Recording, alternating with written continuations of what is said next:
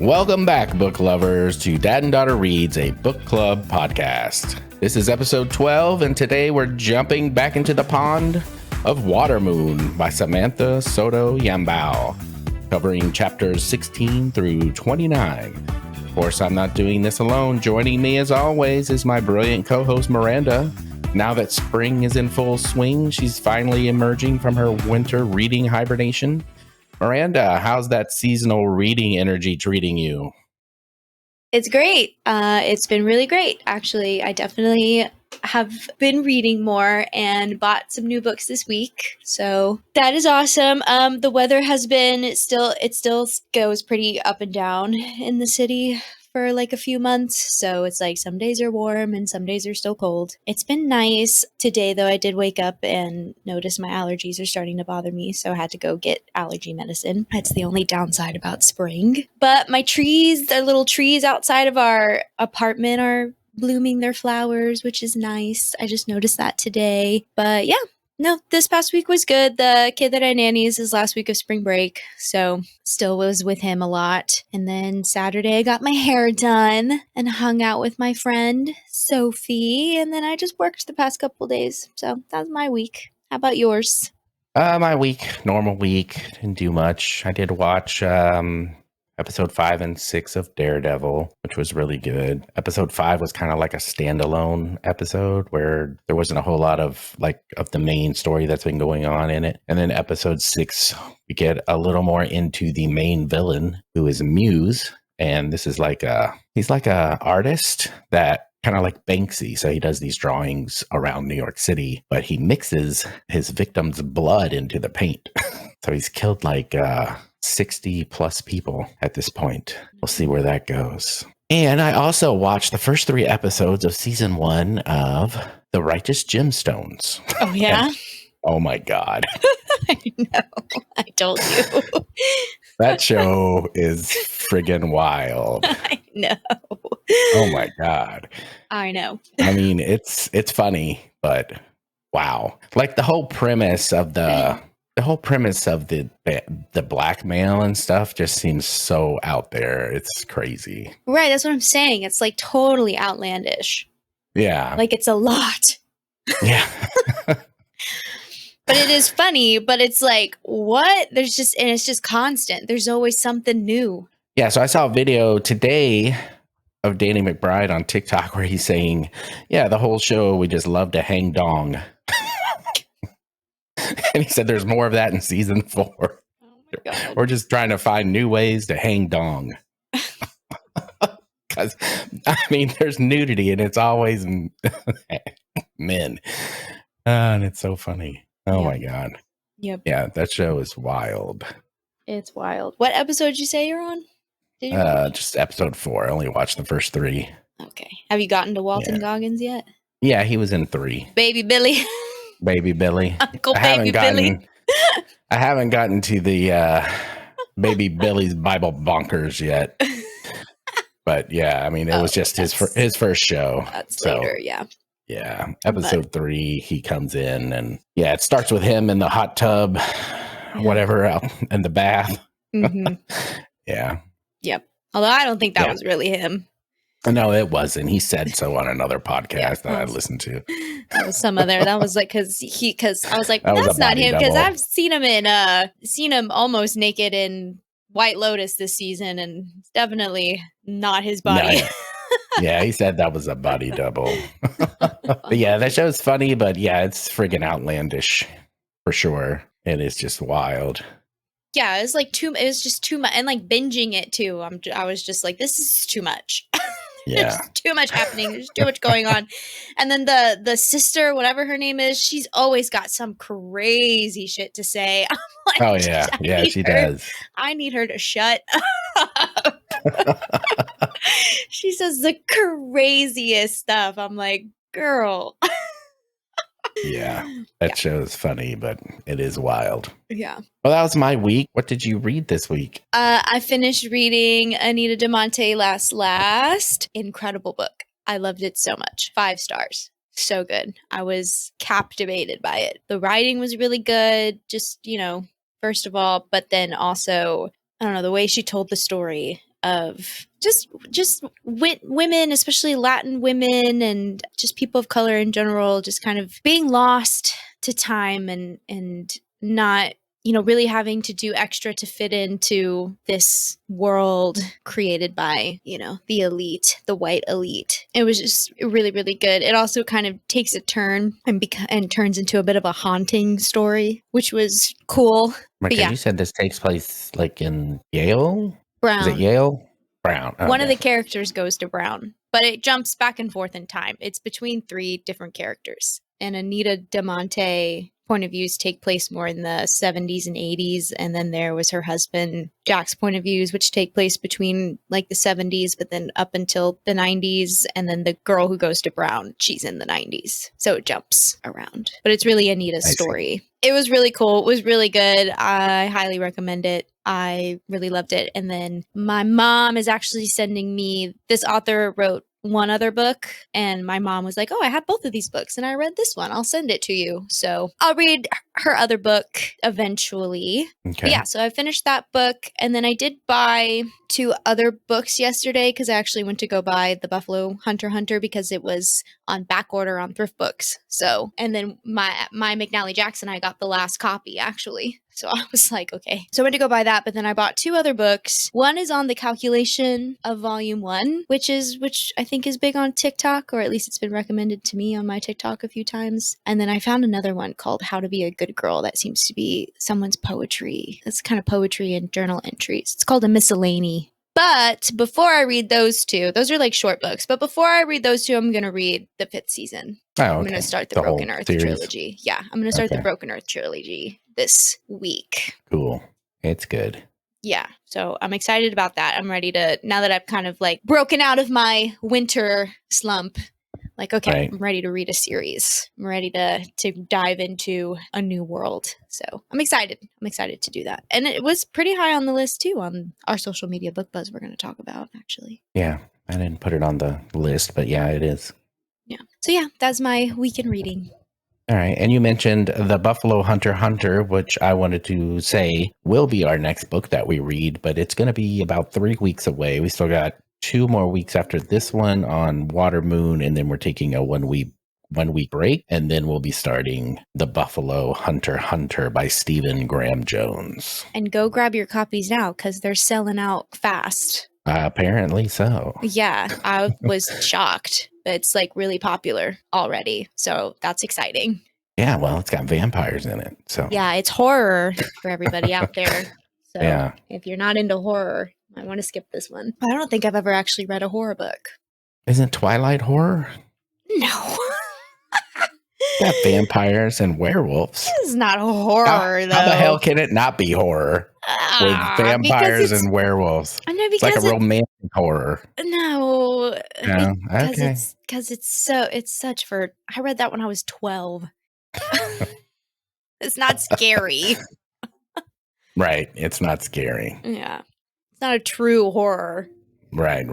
This is like, I'm like, oh my God. Okay. I wasn't sure if you counted it as horror or not. I definitely would not either. Yeah. I don't know.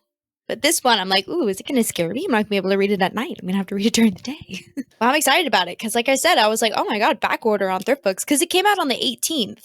Yeah. So it's been a couple weeks, but it's on back order on Thrift Books. And then I was looking at my McNally Jackson, and some other locations had some copies, but no more than 8. And then when I went to mine in Soho, where I work, there I had the last copy. I bought a copy, I think, last weekend at Barnes and Noble here. Yeah. So that's exciting. That seems good. Seems like it'll be a good one then. Yeah, cool. What did I read? Let's see. I read the Monk and Robot series by Becky Chambers, and this is 2 novellas, a psalm for the wild-built and a prayer for the crown-shy. And both were really, really good. Like, I think I gave Wild-Built a 4 or 4.25 and Prayer for a Crown-Shy either 4.25 or 4.5. One of those. It was either 4 and 4.25 or 4.25 and 4.5. Anyway, both of them really good. But the premise is that robots, like working in the factories and whatnot, they just got up and walked off the job and went wandering into the wilderness. They're like, enough of this shit. You don't pay us enough. If anything, we're out of here. No, but one robot comes back decades later and asks, what do people need? And to me, the main theme of this series is anxiety and dealing with anxiety, because both of the main characters, Dex and Moscap, have a lot of anxiety to deal with. So Dex is a monk who I don't really remember what they're doing at first, but they decide to become a tea monk and travel around and serve tea to everyone. And then they just get this wanderlust and just go out into the wilderness. And that's where they run into Moscap, a robot who has been the one robot elected, or they kind of volunteered for it, to come ask people what they need. And then it just goes on from there. Dex takes Moscap around to all these different towns to talk to humans, and the humans are very, excited to see, because they haven't seen a robot in decades since they left. But I don't want to spoil too much, but I think you would like these two books, and they're really short. They're only like 140-ish pages each. Yeah, that sounds super interesting. Yeah, they were really good. I liked them. And then I also read Slaughterhouse-Five by Kurt Vonnegut. So this is an American classic. It was written in the late 60s. It's an anti-war story. And you want to talk about wild, and you want to talk about jumping around, books that jump around in time. Oh my God. This is like the granddaddy of those types of books, let me tell you. Yeah, I was supposed to read that in high school, and I remember it being like crazy like that, and so I didn't read it. I think I just did the Spark Notes because I was like, okay. This is not working. I mean, I was like 15 or 16. We were supposed to read it, I think, and I remember it being like, no. That's surprising, because it's maybe I was 17. Banned. It's banned in a lot of places now. Yeah, well, we read a lot of books like that because I was in the IB program, the International Baccalaureate program. So it was probably my senior year then. It was probably the summer before my senior year. I was supposed to read it. And I probably appreciate it more now, older. But when I was 17, I was like, I'm not following this at all. So not only does it bounce around a lot, it's like a combination of historical fiction, autobiography, science fiction, and satire, which is a lot. So like the very first chapter is about the author. He's talking about how he's trying to write this book about the firebombing of Dresden. He meets up with a war buddy, and they go back to Dresden, Germany, and like the whole first chapter is about that. And then it goes into the actual fictional story of Billy Pilgrim. Right. And then Billy Pilgrim is stuck in time. Throughout the book, you see different parts of his life at different times, and he's always bouncing around to this, and sometimes he bounces back to parts we've already talked about. And it's just, this is like the granddaddy of books that bounce around in time. Way before its time, considering that's a pretty popular thing these days. Right. But yeah, the science fiction part comes in because Billy Pilgrim was abducted by aliens and put into a zoo on their planet. It's all coming back to me. But these aliens are the ones that tell him, we don't see time like humans see time. Time just is what it is. So in all these different things, you don't die. When you die, you really don't die, because these things continue to happen at the same. All these things just continue to happen on the timeline. They're just there, and they are what they are. Mm-hmm. So yeah, it's a wild book. But Kurt Vonnegut, he was actually a prisoner of war during World War II, and he witnessed the firebombing of Dresden and how bad it was. I think one of the main themes of this book is like PTSD. Right? Yeah. Before I think we knew what PTSD really was. Because like I said, it was written in the late 60s. And I don't know when PTSD was like a thing that came around. I mean, they always had a name that was always there and people knew of it, but I don't know when it was actually called PTSD. Like a lot of times they would just call it the 1,000-yard stare or something similar like that. Yeah. So yeah, crazy ass book. Yeah, no, I mean, I remember I have this like vivid memory of me like trying to read this book and being like, what the fuck? Yeah, it's pretty wild. And closing it and being like, no, I'm just going to wing that test. Probably, I think it was a summer reading or something. So I probably just had to take like a quiz about it, or maybe I just like read enough or skimmed enough to write a stupid essay on it. I don't know, who knows? But I just remember being like, this isn't going to happen. So I am not in a winter reading slump, because that puts me at 26 books for the year, which is halfway to my goal in only 3 months. That's crazy. But now I feel like I can relax and just read what I want, because I'm going to start the Expanse series, which is like a 10-book series. And it's probably going to take me 2 months to get through that. but I'm going to take my time now. I feel like I'm 13 books ahead of schedule, so I can take my time with The Expanse, and then I'm probably going to read the Greenbone saga. Then I'll read the first Dune trilogy, and then that pretty much puts me through to July. Then July, I'm going to start reading The Wheel of Time, which is a 14-book series, and they are very long books. So, wow, lots of series. Yeah, I'm trying to get all these big series out of the way.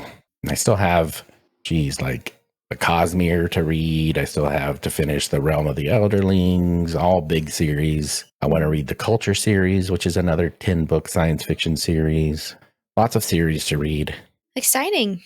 Okay, the social media book buzz. We have something to talk about this week. It's not really drama, unless maybe you don't like some of these rankings. You can, make up your own drama from that. But on Reddit R Fantasy, they have done their poll for the top novel series of all time. The last time it's been 2 years since they did this, but I just wanted to go over about 5 or 6, 7, looks like honorable mentions, and then the top 10. So we'll start with The Adventures of Amina al-Sarafi, which came in at 150. And this is new on the list because this book just came out at the end of 2023. And like I said, the last time they did this list was probably like April 2023. We've both read that and we both love that book. So it's good to see that it's on here at least. Yeah, I'm happy to see it's on here, but I'm going to need more people to read that book so we can get it higher up on the list. Because let me tell you, it's better than some of these books that are higher up on the list. In my humble opinion. You are going to make some drama. All right, here we go. Yeah, I'll make drama about it. I just love that book is so good. Well, God. Well, I'll wait till we get to it. Yeah, and I think Shannon Chakraborty is the author. I think she's got a second part to this coming out soon. Yeah, this year, maybe apparently. Next year. This year, okay. I saw earlier when I was looking up books for the podcast. Actually, I think it's supposed to come out in August. That's what it said. Like it didn't have like a specific date. It was just like around August. So who knows? Maybe it'll be more September. Who knows? But it says like it's speculated to come out around August. So right, very excited. Because Red God for Red Rising was speculated to come out this year as well, but it's not now. Oh, it's not. No. Oh, I didn't hear about that. It's not coming out until next year. Oh my God. As far as I know, that's the last I heard, that it was speculated to come out in 2025, but it's probably not going to make it. It's probably going to be early 2026. Oh, wow. All right. Good to know. All right. And next honorable mention coming in at 111 is Babel by R.F. Kuang, another book we both really like. And the ranking here, I think, is kind of low, but I think R Fantasy are not big RF Kuang fans from what I've heard. I've actually seen a couple of videos that's been talking about this list that also said the same thing. Which is great. I mean, her popular series, the Poppy War series, I think is overhyped and overrated. Personally, I think Babel is much better of a book than those books are. Yeah. So I would agree with that. Only not that those books they're not bad. They just, I was saying before, like they'll get you for like half the book and then it just falls flat. And then it's like, oh, something exciting is happening again. And then it's not exciting anymore. And it just kind of was a struggle because I kept kind of going back and forth of, oh, now my attention is caught and oh, now it's lost again. Because the premise of it was really good. And I liked the world building was really good. The story is good. I think the main character too just kind of is not always interesting, I think is part of the problem. But looking at this, Babel did move up 15 spots from the last poll. Okay, great. Good for Babel. And then next on the honorable mention, coming in at 92, and it moved up 9 spots from the last poll, is Earthseed series, which is Parable of the Sower and Parable of the Talents. Mm-hmm. I've only read the first one, and I'm too scared to read the second one, because I've read a synopsis of it and I don't like how it begins. So I've kind of I want to read it and I probably will eventually. I've just not been excited to read it quite yet. Yeah, I tried to start it. I think I tried to start it at the end of last year because I read Parable of the Sower was actually the last book I read before I got into my 5-month slump. And I think then I tried to read the second one, Parable of the Talents, and I just couldn't finish it. Not necessarily because it was bad. I just was like, I can't read right now. So I still need to, but yeah, I don't think Talents is bad. I just don't like where it's going to start off. Yeah, I didn't even really get that. I didn't get too far even into it, I feel like, to even form an opinion. All right. So the next honorable mention is coming in at number 53. It's brand new on the list. Blood Over Brighthaven by M.L. Wong. Which we And read. I think this is what I have a problem with, right? This is where the drama stems for me, because both The Adventures of Amina Al-Sarafi and Babel do such a better job of talking about the same things that Blood Over Brighthaven is trying to talk about. Right. And they're more exciting and they're more interesting. Because what I love so much about The Adventures of Amina Al-Sarafi is not just that it's exciting and thrilling and like a pirate high seas adventure, which I do love, but it also the way that it talks about women, and especially, I don't want to say older women because she's like in her late 30s, early 40s. So like middle-aged, and she's got a daughter, mothers. It does such a good job of explaining that we don't lose our sense of adventure as we get older just because women have kids or all these things. Like, she's still the same person that she was. And it's like, yeah, she's been enjoying in the book. She's retired and has to come out of retirement. She's been enjoying her retirement. But then once the call comes that she has to go back out, she's a little reluctant, doesn't really super want to. But when she is, she's like, I forgot how much I miss this. And I just think that's such a good job of explaining what it's like to be a woman and being a mother, but also like having these hopes and dreams and doing the things that you love at the same time. So I just think it's a much better feminist book without being too preachy like Blood Over Brighthaven was. And then Babel is better dark academia, and y'all can say what you want about it and the footnotes. I know people don't like, again, like they just had it, something happened at the end, you know? Right. I think Babel covers colonization better than Blood Over Brighthaven does, too. Yeah, because it was more intricate, I feel like. And it was more, I mean... Because Blood Over Brighthaven just has way too many things it's trying to talk about, where it's talking about colonization and feminism, just whatever else, like nepotism, things like that, where, like you said, Adventures of Amina Al-Sarafi covers feminism much better because it's more focused on that instead of focused on a whole bunch of different things. And Babel is more focused on colonization. And so it's more, you know, I think you get a better view of it instead of where Blood Over Brighthaven was just going here, going there, everywhere. And that was too much. I think. And then I also just like, I mean, I feel like Babel and Blood Over Brighthaven had sort of the same ending, but Babel's tied up better. In the end, somewhat of a spoiler, he didn't necessarily get exactly what he wanted out of what he did, but that almost was like even more gut-wrenching. Like it felt more gut-wrenching than the ending of Blood Over Brighthaven, which I kind of just liked better. Like, I want to feel deeper. I didn't feel very deeply over Blood Over Brighthaven. But anyway, so my opinion is if obviously people, according to Reddit, like Blood Over Brighthaven more than Babel and the Adventures of Amina Al-Sarafi, or they just haven't read the other two. If you haven't read the other two, read the other two, because if you like Blood Over Brighthaven, I bet you would love the other two. Yeah. Is what I have to say. And then hopefully we can get them up, especially Adventures of Amina Al-Sarafi. What an underrated book. Yeah, I think it is. All right, moving on, The Murderbot Diaries, which I just read by Martha Wells. It actually dropped 3 spots to 21. And this series, I mean, I'm not going to say a whole bunch about it because we need to move on. I don't want to spend too much time talking about this list before we get to the book. Otherwise, Grandma's going to have a shit fit. The Murderbot Diaries are really good. It's worth anybody to read those. They're just so fun. And Murderbot themselves, the character, is just so funny to me and so antisocial and just hates everybody, but does its job. And then moving on, number 17, Dungeon Crawler Carl, another one I have read. Again, I won't go too deep into this. I've talked about it before. It's just another fun adventure series. And if you played video games, you would definitely love this, especially if you played an MMO like World of Warcraft or something like that.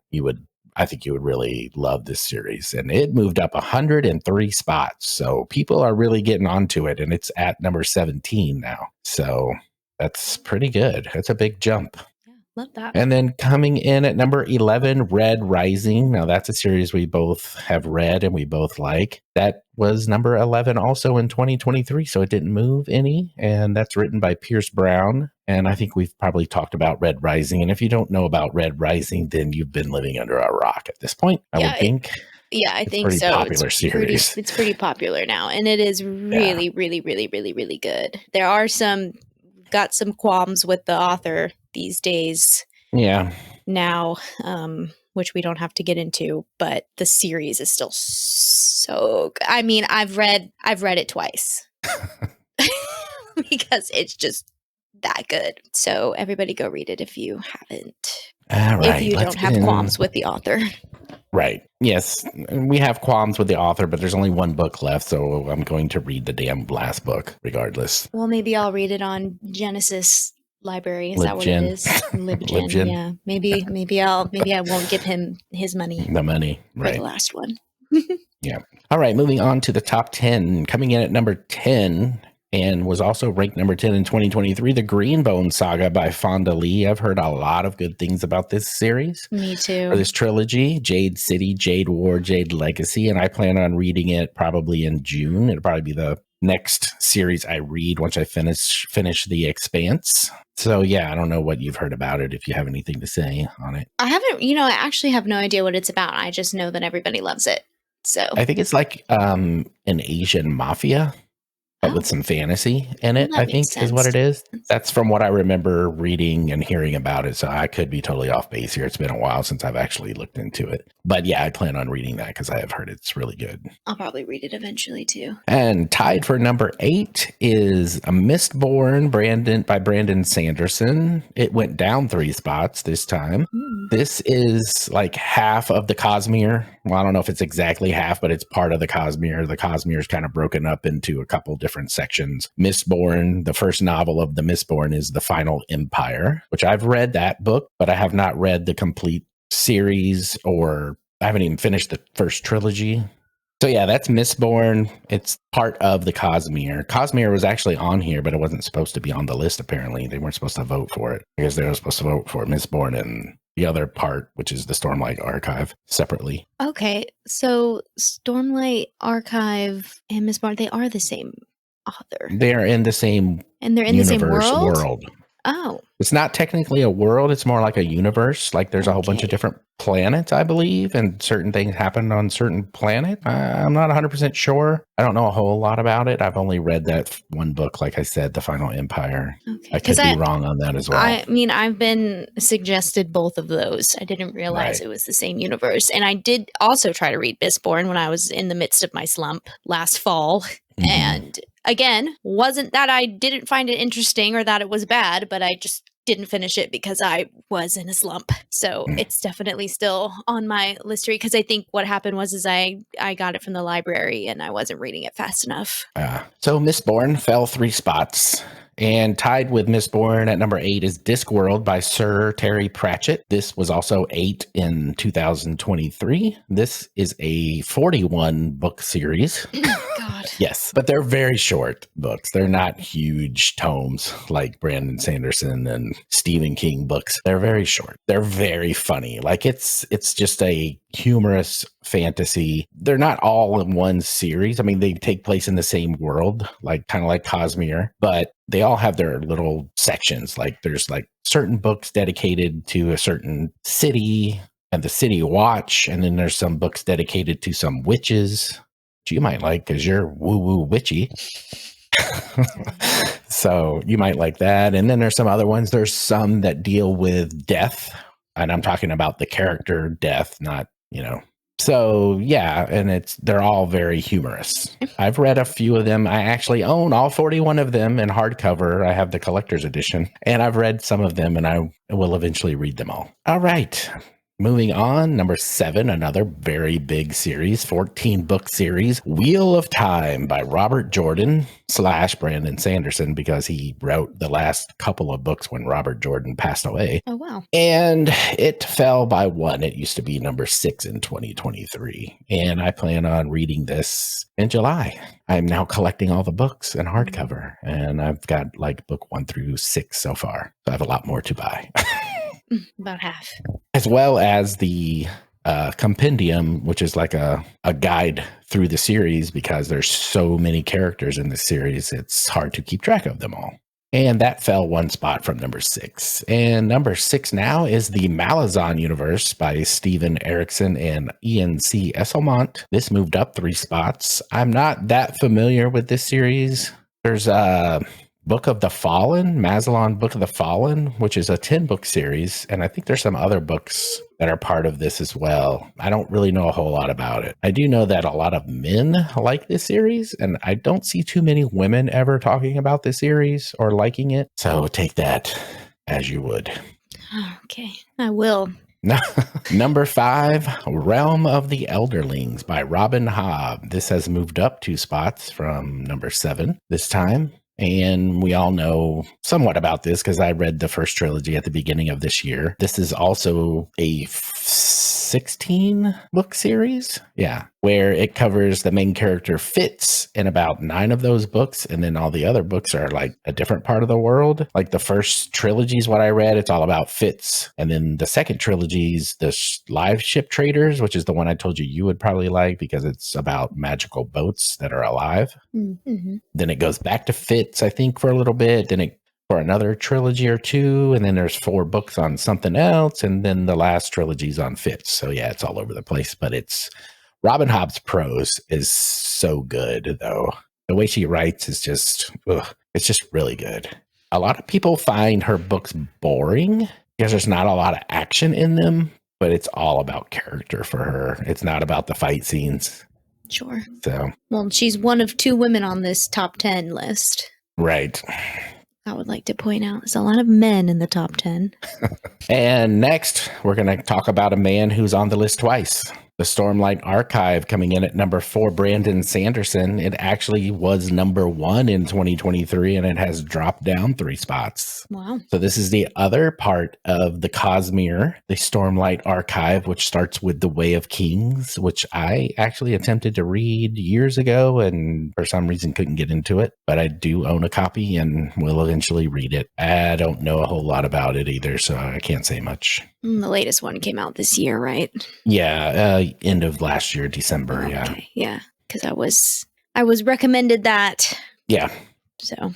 And number 3, everyone we love to hate, George R.R. Martin, because we don't know if the damn series will ever be finished or not, or even if the next book is when the next book's going to come out. A Song of Ice and Fire, which you're familiar with because I know you have watched, or the shows, I guess. There's a couple of shows now, right? I don't know. I've only ever read the first book and I've only watched season 1, whatever the name of that first show was. Game of Thrones, yes, which is the name of the first book as well. Yeah.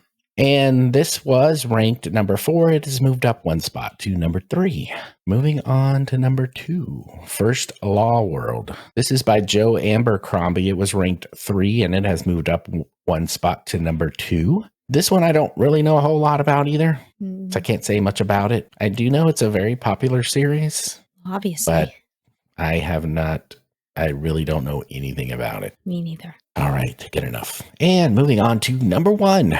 The Middle-earth Universe by J.R.R. Tolkien. It was ranked number 2, and now it is ranked number 1. And we all are very familiar with The Lord of the Rings and The Hobbit and all of that jazz. Yes. So there you go. Makes sense to be number 1. Yeah, but it was ranked number 2 last year. And the Stormlight Archive was ranked number 1 last year, and it dropped all the way to 4. I wonder why that is. I think it's because that last book that you were talking about, I can't remember the name of it. It came out in December. I don't think it was received very well. Maybe that's why it's dropped down some. Maybe that is why. Maybe people are just going back to the classics. Maybe so. This year. Well, I mean, there's only one classic on here. That's Middle-earth. Well, A Song of Ice and Fire is kind of classic these days, I feel like. I guess so. It did. I mean, it first came out in the 90s. So, yeah, it is kind of old. Yeah. Oh, sorry. You came out in the 90s, too. I sure did. Yes. In fact, I think A Song of Ice and Fire came out in 95, which was a year before you were born. Yep, and I've got a birthday in 2 weeks, so. Yeah. Oh, funny. I didn't even notice that till you said it. Thanks.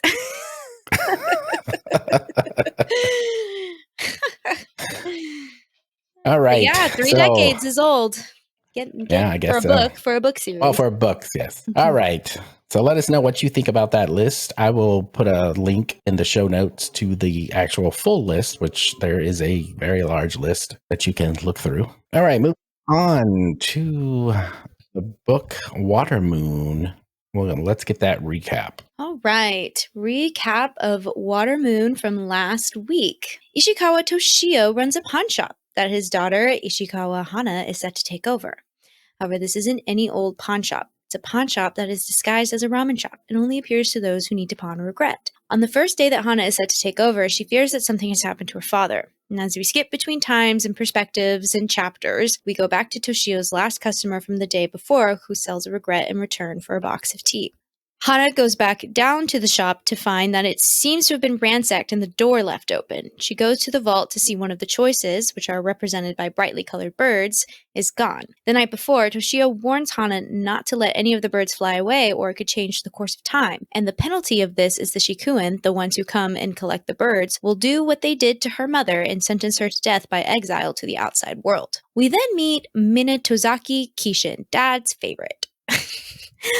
A physicist who recently moved to Japan for work with neutrinos. He shows up to the pawn shop and meets Hana in the middle of her distress and offers to help. Her father is missing and he believes her father has set this up, as does Hana, as they used to play a game where he hid boxes of tea for Hana to find through a series of clues. Hana and Kishin jump into the pond in her backyard, which acts as a portal, and they travel to the Whispering Temple where she hears her father's last prayer saying, "Help me find her, please." They then travel to the Horishi, a tattoo artist who confirms that her mother is still alive, but will not tell her anything else.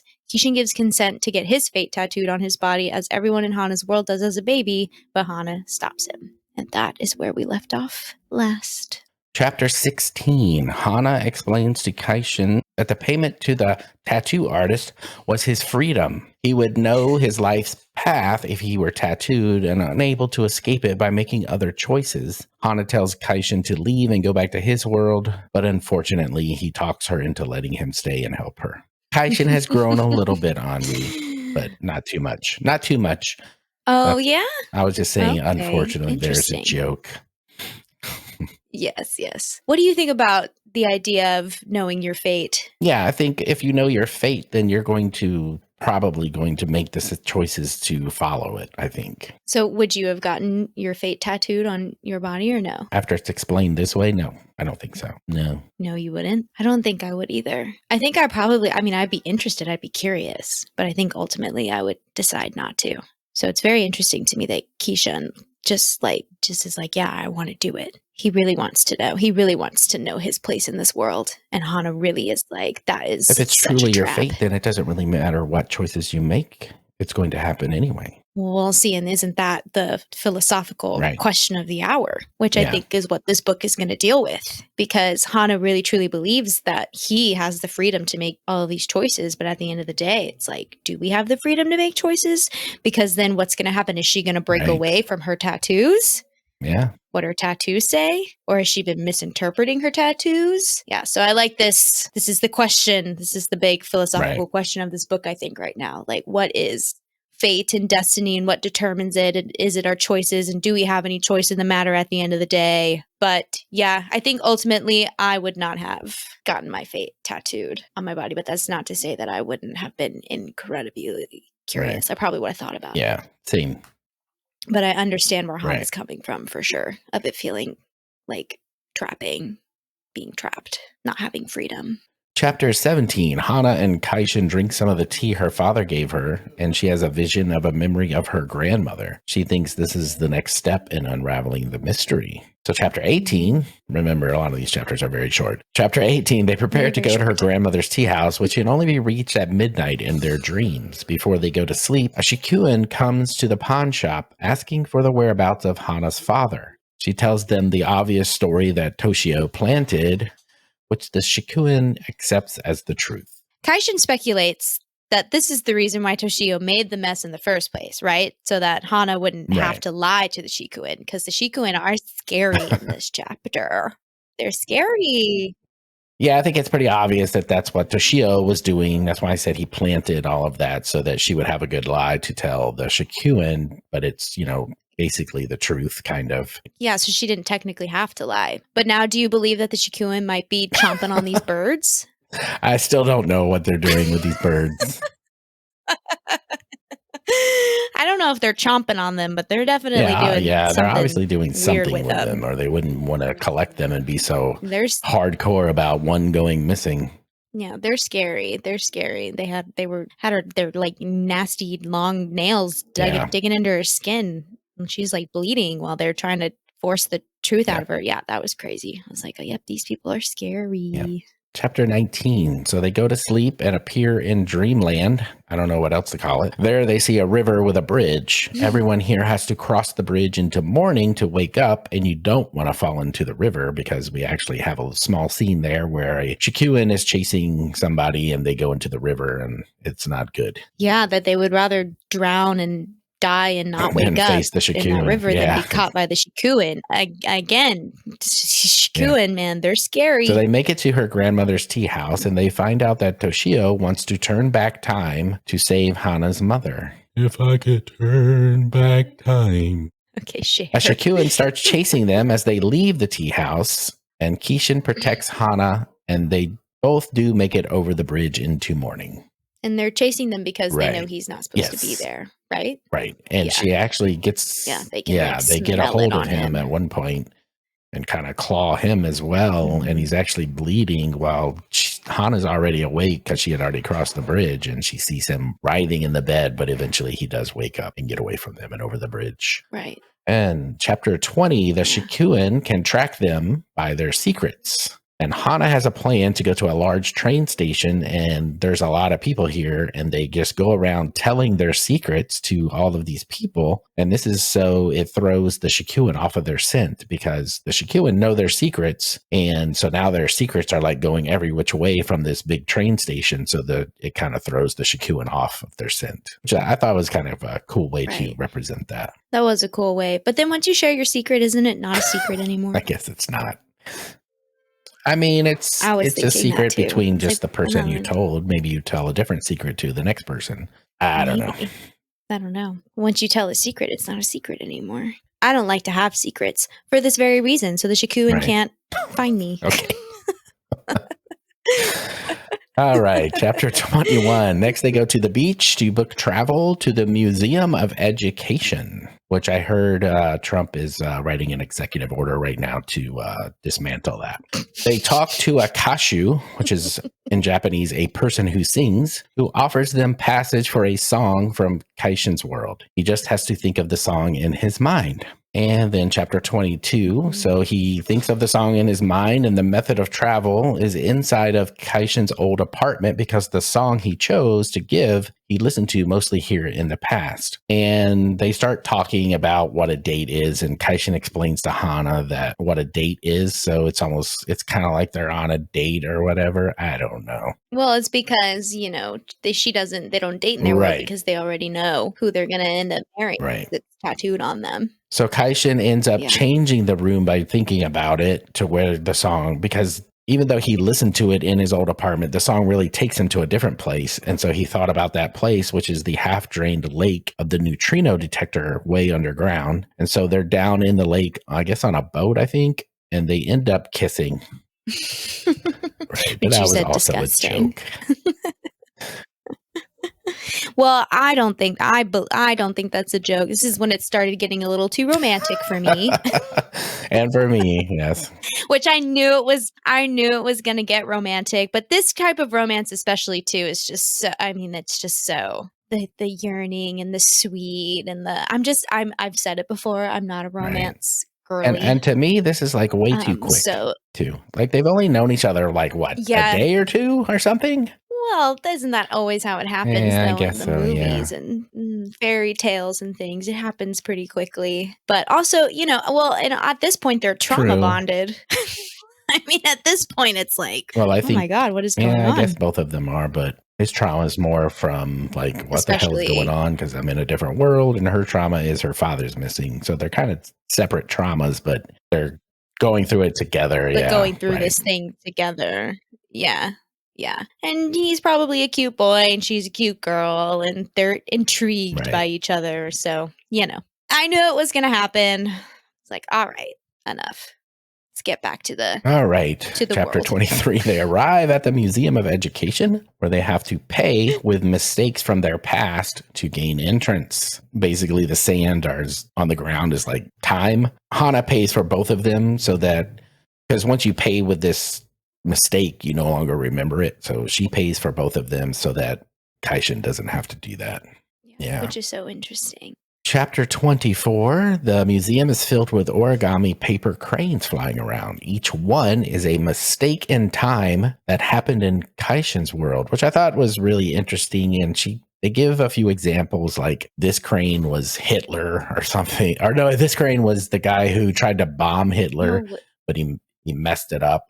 And then one was also about the Titanic and how some kind of logbook was mistakenly not left on the Titanic because the guy who was supposed to put it there didn't end up going because he was 13 minutes late or something, wasn't it? No, the binocular. He left Was it the binoculars? Binocular. He took the key with him to wherever the binoculars were, and so the reason why the lookout didn't see the iceberg was because he didn't have access to the binoculars because the guy who was supposed to do it was fired or something right before. Yeah, and so that like little tiny few minutes of a mistake cost the lives of all of these people. Is like the idea of these paper cranes, which was crazy. And in that, you know, Hana was just kind of saying everything matter of factly, and Keishin was like, you know, very uncomfortable and upset about it when he was hearing everything, which I was just like, I mean, I don't know, get over it. It happened. Yeah, it's sad, but like that's how things go. But yeah, so we also got some insight on the Shikuin here as well, because Hana says that they built this museum to show everyone what happens in a world that is free to chart its own course. So it's obvious to me now here, after this information and the Shikuin chasing after people, that they run this shit and they run it with fear, right? Like they have curated this whole world, this idea of knowing your fate, and that's how it seems like they control people, right? Right.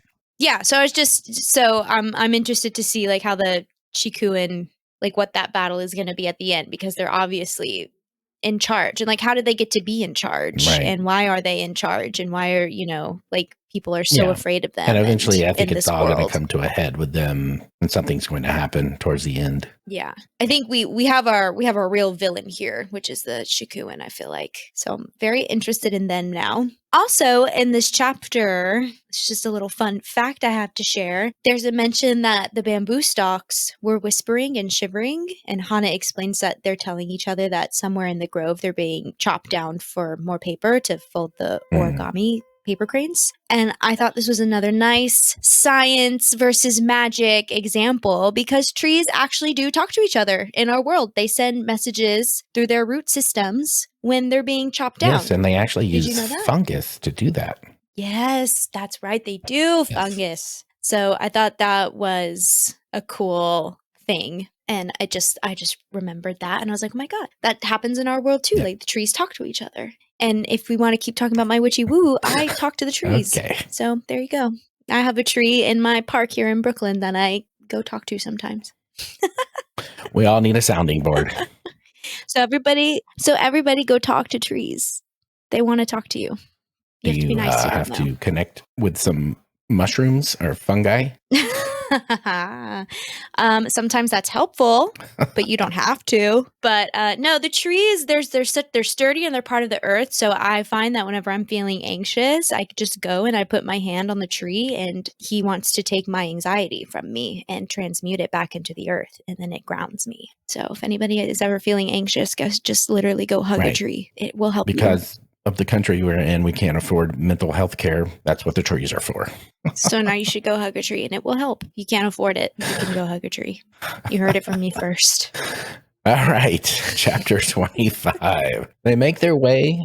Just wanted to go back. Well, I just wanted to go back to our witchy woo-woo versus science versus magic conversation from last episode. So that I was connecting all of that together. And I feel like this author is doing that as well. All right, chapter 25. They make their way to the Orizuru maker, which Orizuru in Japanese means paper crane. Haruto and Hana have been friends since childhood. Kaishin is jealous. Which I said Haruto is Yes, obviously also very jealous true. as well. And they end up going to Haruto's house so they can talk about Toshio, because Toshio came to Haruto about a month ago and they don't want anybody to hear what was said. So they go to Haruto's house and talk in private. So chapter... Because even the paper Right. cranes can't So the hear. paper cranes can't hear. Yeah. Chapter 26, Haruto tells the tale of when Toshio came to visit him a month ago, and Toshio asked Haruto to fold time, and he gave him 3 Shikuin bones to do so. I wonder where the hell he got those. No, really, because they're saying it's like so they're Hard so to find hard to and find. very against the rules to have. Yeah, they're not Yeah. allowed to have them, and he had 3 of them. So I wonder how long he'd been collecting those or looking for those, or why he even had them Right. in the first place, you know, because he's only been kind of on this journey here for a couple months of like trying to find Right. her mom. So yeah, but I thought that was really cool, the folding time concept. Yeah, it is cool. I like that. Well, this whole world really just reminds me of Hayao Miyazaki. And Dad hasn't really watched much of his stuff, but Ghibli Studio, Hayao Miyazaki, this is like, I just feel like I'm watching a Hayao Miyazaki movie. I feel like there's a lot of inspiration from him. And they even mention, Keishin even mentions My Friend Totoro earlier in the book and the last chapters that we read. So it's really giving that, like, this is really giving that world. This kind of feels too like Spirited Away to me, like being transported into a whole nother world where there's all different kinds of rules and realities and the way things work. So yeah, if anybody else is finding that. Sorry, I can't help you there. Like you said, I've never seen any of those. So I will have to look into them because I do love the world building of this book. So if, it sounds like I would probably like those shows or movies, then you definitely would then. And there's so many of them and they're all so good. I'll have to look into that. Really good. All right, chapter 27. Haruto folded time for Toshio, but doesn't know what Toshio saw and can't tell Hana about that. Hana asks Haruto to fold time for her, and he says he will do it because he still had one leftover Shikuin bone, so he's going to use that to fold time for Hana. And then we find out that Hana and Haruto are destined to be married. So Hana's tattoo has Haruto. I had a hunch. Yeah, when we first met him and they started talking, that's the same hunch I had. Yeah, and because he was so weird and jealous and stuff, and I was like, yeah, it sounds like there's something going on there. But because it's just so, as I think for her, especially because she does just feel so trapped by her fate, it just to her is just kind of like, it is what it is. Yeah. Like, yeah, he's my husband, whatever. It is what it is. Like, well, she says not yet. They're not married yet. Well, right. Well, but it's almost like they might as well be because it's fated. You know what I mean? She has like no she's choice just very in her world. Yeah. So. Right. And it's very matter of fact, which when we get to chapter 28, and that's we're going to see what happens. Like, does she get to change her fate? Which we talked about that at the very beginning when we first started talking about Water Moon this time. Is she going to get to change her fate, even though it's tattooed on her? And that's the way it's supposed to work out. And maybe she wants to end up going with Kaishin. I have no idea why, but yeah. So we'll see. Because he's free. He's free. She wants that freedom that he represents. Right. And I think at some point, or maybe in the next chapter or two, is when he talks about it, finding out if she can go to his world without disappearing or getting erased. Oh, yeah. So chapter 28, they talk about the marriage. I'm talking about Kaishin and Hana here. And the Shikuin end up finding them and they have to rush off and jump down a well. And I think this is the chapter where he does talk to her about that, where he says, well, what if I can find a way to prove that you don't get erased if you come to my world? But then don't get too far into that conversation because, like I said, the Shikuin show up and they have to run off. In chapter 29, they jump into the well, and while they're falling, they have this vision of being in a convenience store in Kaishin's world, which I thought was really strange. I mean, not that it's strange that they have a vision or whatever, but the convenience store, I didn't really get anything out of that where it's some kind of metaphor or something. I'm not sure yet. Well, she just told him to think about something in his world, right? That they couldn't really follow him into. I think the point is that it's just such a mundane kind of random thing because they get there and he doesn't Anything. Yeah. remember He didn't recognize that Hana he's or anything. running from the Shikun. Yeah. She's like, oh my God, like you've done too good of a job of hiding at thinking yourself about from them. Yeah. this random day. Yeah. Of hiding yourself. So I think the idea of that was just like this really mundane kind of here he is having to make a choice, right? He's making a choice between the two ramens. That's where he brought himself back for to. Her, the ramen would be tattooed on her and she would have to pick that kind of ramen. She would already know exactly what Right. ramen she's going to eat versus he gets to make a decision and he does. I will give you, he makes the boring decision. He makes the decision of the one that he always gets because he's like, I don't want to risk like my stomach hurting or whatever because he's leaving the next day. So it's like he has these choices and he could choose the more exciting one, boring. But he doesn't. Yes. He chooses. I'm glad you see that. He chooses now, what he always chooses. So I think boring. that's what the. Okay. He's boring, but in an interesting way. Like he's supposed to be boring, and I think that's what this. That's what this was a metaphor is that he comes back to this choice that he's supposed to make. Because in Hana's eyes, it's like, wow, you have the freedom to make all of these choices. And he's just like kind of so sick and tired of making choices and also kind of bad at them. And he's picking like safe choices all the time, like it's like he doesn't realize how much of an advantage he has of being able to make these choices. Yeah. So he's just kind of like, whatever, I'll just make the same choice I always make. Whereas Hana would friggin' love to be able to make the wrong choice, right? Or any choice. Yeah, right. Yeah. So I think that's or any choice at all. Right. So I think that's kind of where we got where we were getting there. Yeah. And then she's like, this ramen sucks. This isn't ramen. Right. The fake ramen. Right, because this is back in, I guess, the U.S. at the convenience store, right? Yeah. I would assume. Yeah, the ramen here is not great compared to real ramen. Right. So that was my take on them ending back up in that convenience store. Yep. All right. That does it. Well, that's a wrap on our discussion of Water Moon, chapters 16 through 29. We've uncovered more twists, emotions, and moments that left us eager for what's next. But what did you think? Share your thoughts with us on Discord, TikTok, Instagram, and Blue Sky. We'd love to hear your reactions, favorite moments, and wild speculations. Next episode, we'll be diving into chapters 30 through 43, so keep reading and get ready to join the conversation. Thanks for hanging out with us. Until next time, happy reading. Our intro music is Upbeat Funk, performed by Mikhail Smusev, and our outro music is Lo-Fi Chill, medium version, performed by Bodan Kuzmin. You can find both tracks on Pixabay.com. Thanks for joining us, family, and we'll see you next week.